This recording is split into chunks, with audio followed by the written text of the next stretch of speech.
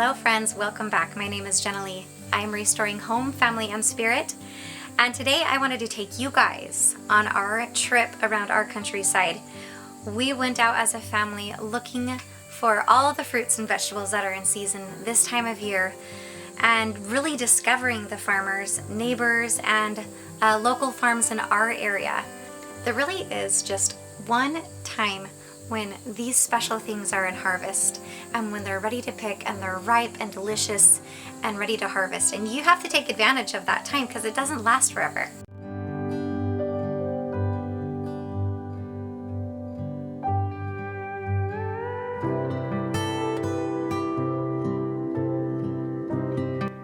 You can start by getting on your Google Maps and searching for local farms in your area.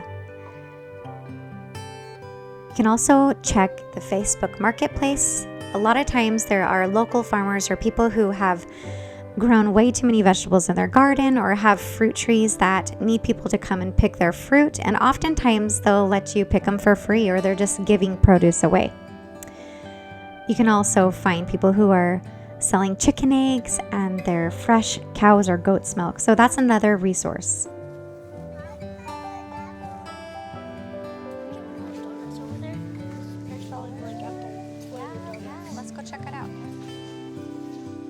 So that is exactly what we did. When we first moved here, I got onto Google Maps and I searched all the local farmers in our area and picked a few that I wanted to go visit.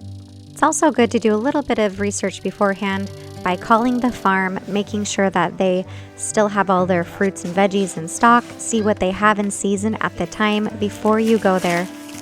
While you're on the phone with the farmer, you can also check in with their pricing and see how much it is beforehand so you can budget that in.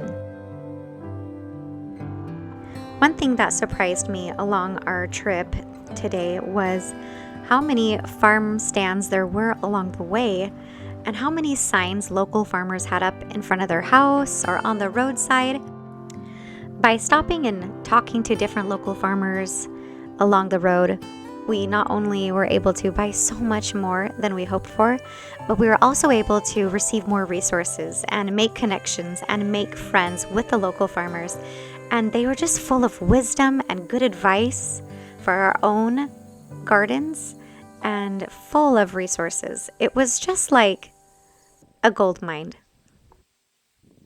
My favorite experience is when we stopped by this farmhouse that had a sign for milk and eggs. And the cutest old man invited us onto his property. He let us taste test all of his yogurts and cheeses and milk, showed us all of his farm animals, let the kids pet his animals. It was such a fun, hands-on experience. And of course, we had to buy some of his goods. We're definitely going to go back. I also want to share with you guys a simple and super quick recipe for peach freezer jam. You just want to make sure that you have the correct pectin for making freezer jam. You can look on the label in the back, it pops open. You can also use the pink box of Shore Gel.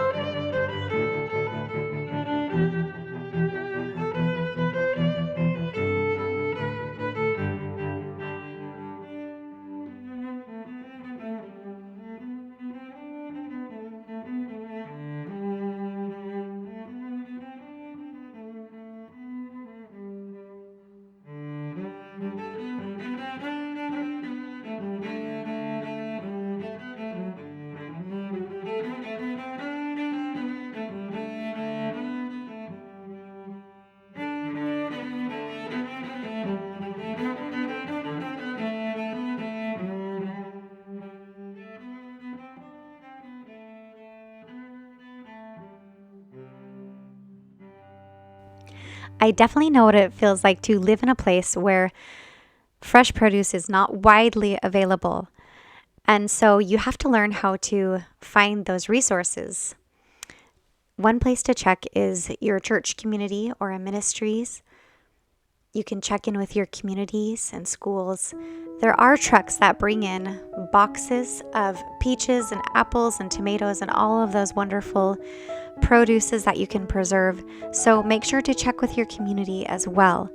And don't let living in a remote place keep you from really partaking in the harvest. I've been there, believe me.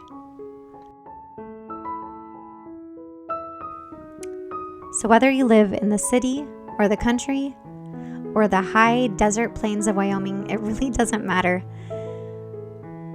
Partake in the harvest that is at hand. Life is full of moments, a collection of moments and seasons and special times. And it is for us to partake when the season is full. This is a skill I want to restore.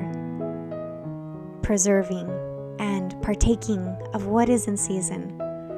We forget that when apples and peaches are in the grocery store all year round. But if you eat a ripe peach off the tree, you'll know what I mean.